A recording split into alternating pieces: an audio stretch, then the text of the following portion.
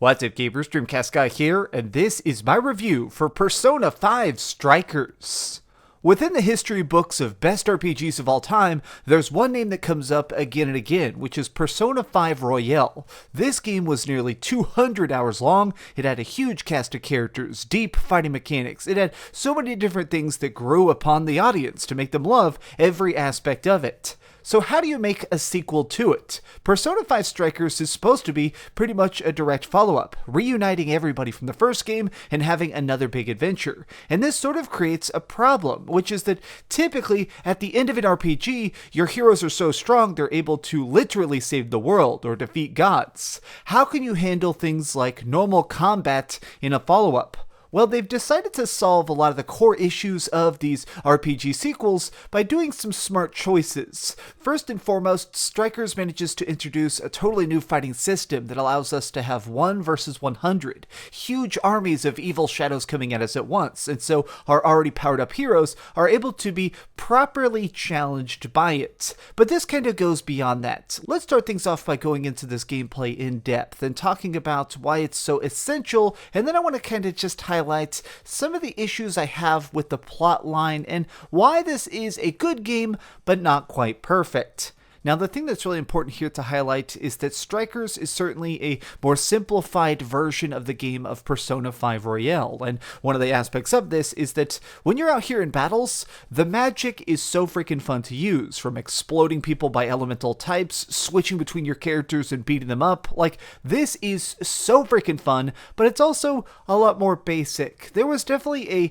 sense of crazy, crushing difficulty at times, especially in some of the later dungeons of Persona 5 Royale, whereas Strikers, it's kind of a breeze. But this actually goes beyond just when you're in the dungeons themselves and goes to the world itself. A major aspect of Persona that's made this series so famous in the first place is the slice of life content. The fact that we're playing as these students and you do have to go to class and take tests or do all sorts of side activities. Well, none of these exist in Strikers. This is summer vacation, and while our cast of heroes is getting back together for another giant jaunt, this time, there's none of that side stuff. You're not getting a part-time job, there's not really any of the typical side quests other than a couple things that have you going back into the dungeons to defeat an extra enemy, and even stuff like stores have been removed from the game, and just basically now you have a little app that lets you click buying different items. And this actually works. The biggest thing is that everything is hyper-accelerated. The plotline itself really flies along, and the story here is fantastic. There is that nice thread in this that keeps you excited to go back into the depths of these creepy spots, and the dungeon design itself is fantastic, from corrupted giant castles to frozen palaces, or even just haunted labs filled with monsters. Each of these has their own personality because they are trying to be the depths of somebody's corrupted soul. By far the most impressive aspect of Strikers is that they still manage to perfectly meld together the idea of world, backstory, and battles. Everything merges together to make it where you care about a win, you're excited about a level up, and whenever you go to that next big encounter, it feels great to win. Now, I want to talk a bit about the story. This isn't going to have any spoilers, but I want to talk about the idea of this is a bit of a different tone in general. The story in Persona 5 Royale was at times extremely depressing, but I mean that as a compliment. That game managed to cover some pretty heavy topics, from losing your friends to losing your job, or sometimes even losing your life. Well,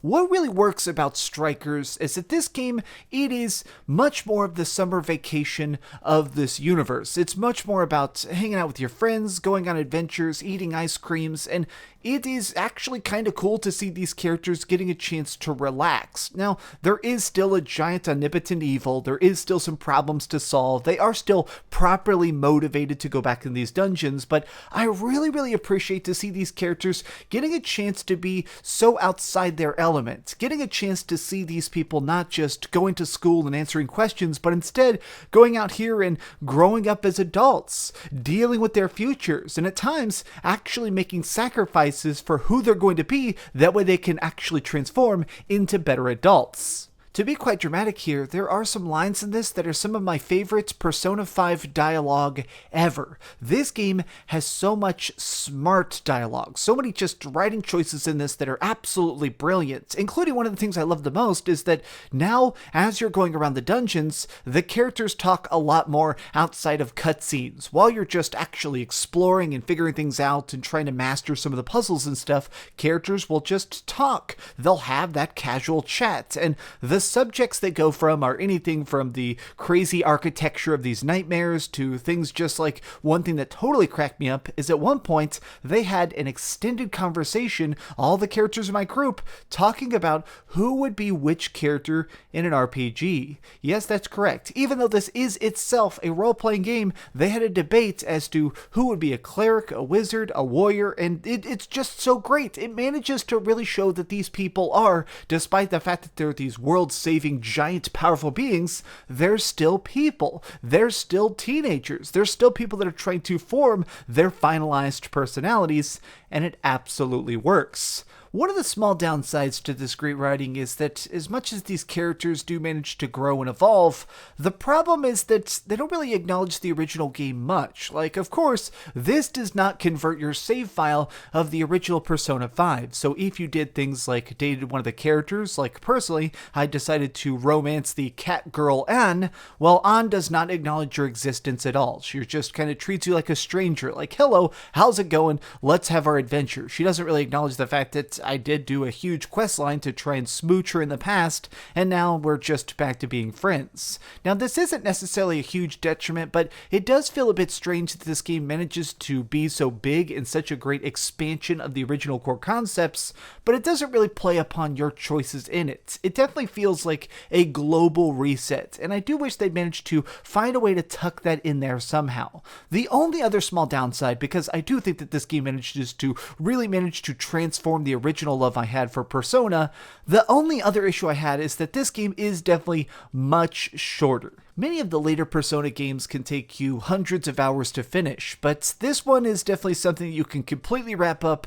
in about 30 hours, even if you do take the time to grind and level up and unlock a bunch of the features. And to me, it feels a bit fast at times. I do wish that it had just a tiny bit more chances to stop and smell the roses, to watch the sunsets, to really get a chance to appreciate how these characters have come back together. It does feel a bit, I don't want to use the word rushed because it's not rushed, but it certainly feels a tiny bit abbreviated. It really is so glorious to get another story in this universe with these people, but the fact that it just kind of begins and ends over the course of a weekend, to me, was a bit of a drawback. But I guess that's kind of a compliment. If the biggest problem of a game is that you wish you had more of it, that means it's definitely a great game. Okay, so we've heard some good and some bad, but let's go over the ratings board and put a big number on it.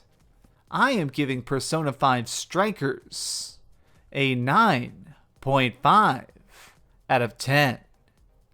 Let me just say here at the end, because I know a lot of people are going to ask about it, this is the PlayStation 4 version of the game being played on a PlayStation 5. It's also available on Nintendo Switch, but I wanted to play this with no load screens and 100 FPS or whatever the heck it would hit. So technologically, this game certainly looks very, very good, very, very clean, and very, very crisp on my PlayStation 5. Thanks so much for watching, gamers. If you enjoyed this video, please give it a thumbs up, share with your friends, and subscribe if you haven't already. But do me the biggest favor of all, and keep dreaming. Actually, you know what? I'm going to make you guys a promise. If this video somehow hits 5,000 likes in honor of Persona 5, I will get a Persona 5 tattoo. I kind of want to get a Take Your Time tattoo. So if this video hits 5,000 likes, I promise I'll get a tattoo and I'll show it off in the next video whenever I get it. Thanks so much for watching.